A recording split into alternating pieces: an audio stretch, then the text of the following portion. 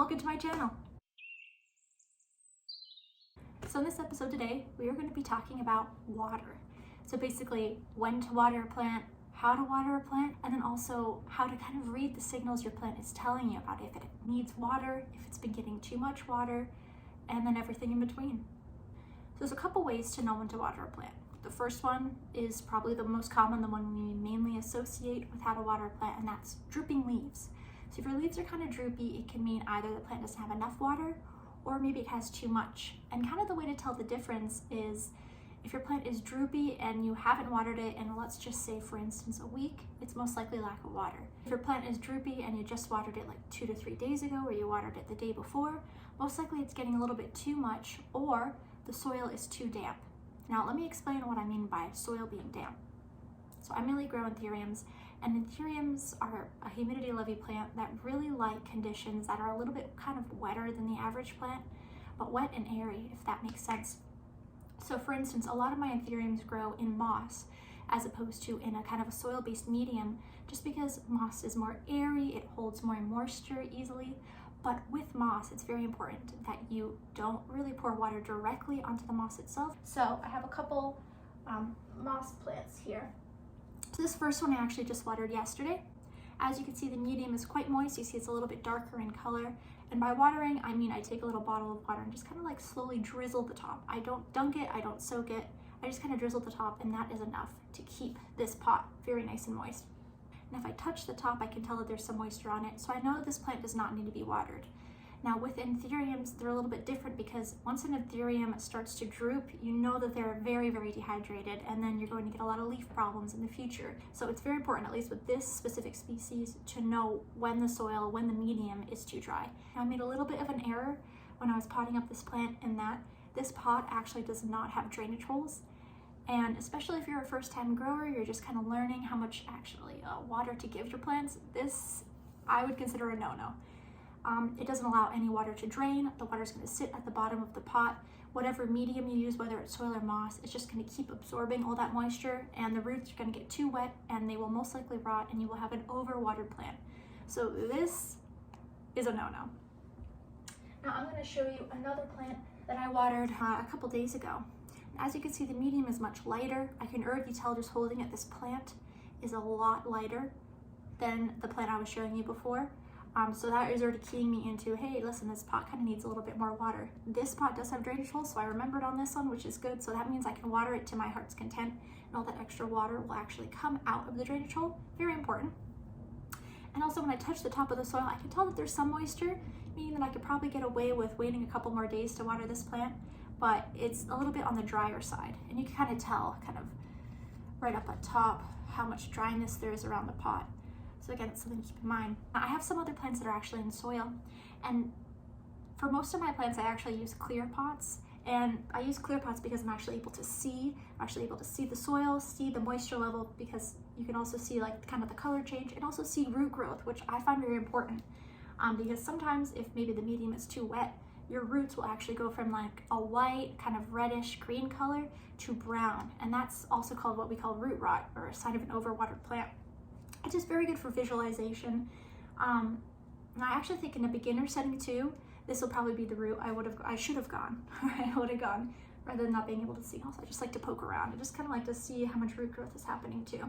The plant is a bit heavy, which is telling me that it just has sufficient water. I do have drainage holes at the bottom of this pot, so this plant does not need to be watered.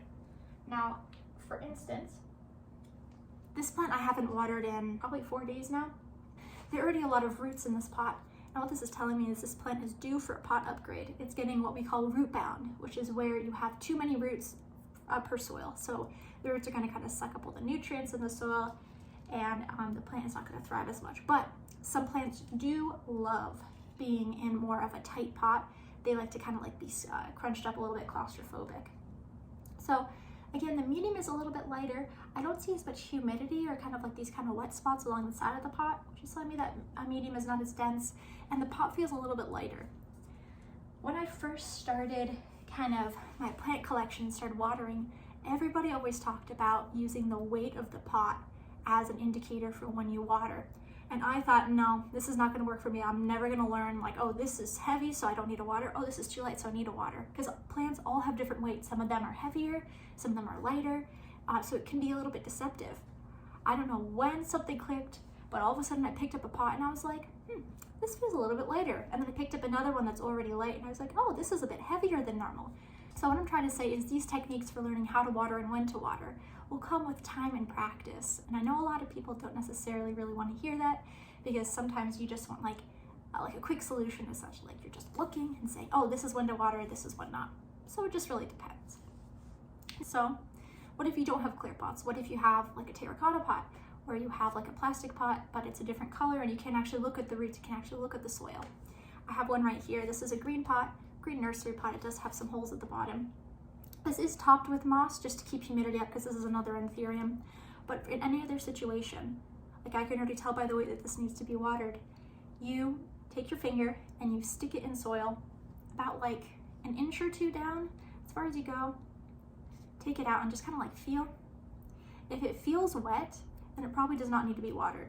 If it feels kind of a little bit moist, or you feel like there is some residual soil on your finger, yeah, it's probably in the middle. If you can put your finger in the soil and then take it out without any soil kind of sticking to your fingers, like in this case, the plant needs to be watered. So that's a quick and easy way of just seeing when your plant needs to be watered and when it doesn't. Now let's talk about leaves. Now leaves on your plant can actually tell you when it's time to water.